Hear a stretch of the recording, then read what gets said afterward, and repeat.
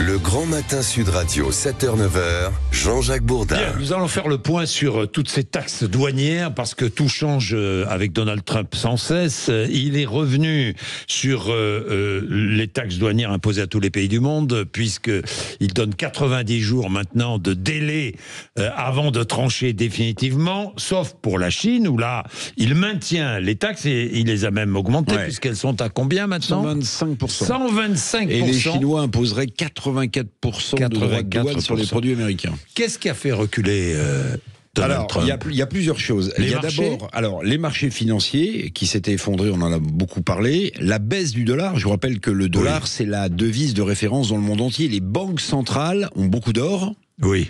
Mais elles ont aussi beaucoup de dollars. Oui. Si le dollar se déprécie, ça veut dire que la valeur de leurs actifs à ces banques centrales se déprécie. Donc, les marchés financiers... Donc, elles ont vendu. Leur baisse... Non. Je pense qu'il y a eu une pression forte. C'est-à-dire que si le dollar doit rester la devise de référence, et les Américains, ils sont très attachés, alors il était hors de question de voir également le dollar s'effondrer ou se déprécier. Bien sûr. Donc, ces deux facteurs-là, à mon avis, ont pesé très, très lourd.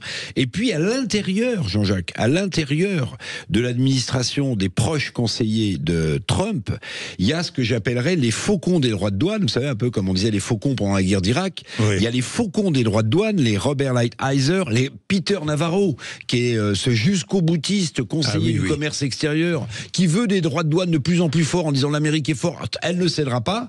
Et puis de l'autre côté, vous aviez les colombes de la négociation, emmenés par deux personnalités, Stephen Miran et Scott Bessent. Et en fait, ces gens-là disaient non, il faut arrêter de matraquer avec les droits de douane, il n'y aura pas de cesse, il faut négocier, c'est le seul moyen de calmer les marchés financiers. Eh bien, l'exubérance irrationnelle de Donald Trump, visiblement, a écouté les colombes de la négociation, puisque hier, à la surprise générale, il était moins de 20 heures, on a échangé, Jean-Jacques. Il était moins de 20 heures, tout d'un coup, volte-face de Trump qui dit, bon, 90 jours, on verra ce qui se passe dans 90 jours, autant dire que ce sont les calendes grecques. Je vois pas dans 3 mois, le président des États-Unis recoller la même chose pour le même résultat sur le dollar ou les marchés financiers. Donc volte-face absolument hallucinant de Donald Trump. Alors il maintient sur l'aluminium c'est 25%, mais écoutez bien. Acier, aluminium, voiture, pièces détachées des automobiles. Mais sur le restant, il parle même plus de 20% de droits de douane pour l'Europe. Maintenant on est à 10%. Donc c'est une volte-face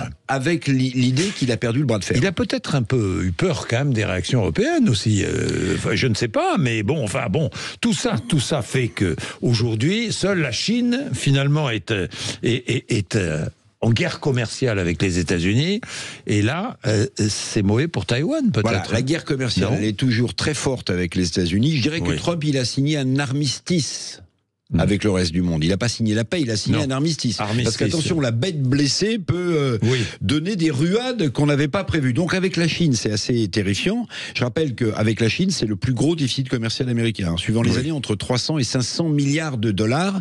Mais vous avez raison, Jean-Jacques, au-delà de cette guerre commerciale, il y a la question de Taïwan. Je rappelle que la Chine veut mettre la main sur Taïwan, que les Américains ont toujours dit, nous défendons les droits de l'homme. En réalité, ils défendent sans doute les droits de l'homme, mais ils défendent surtout les semi-conducteurs, dont le premier producteur mondial est Taïwan. Les semi-conducteurs, il y en a dans tout.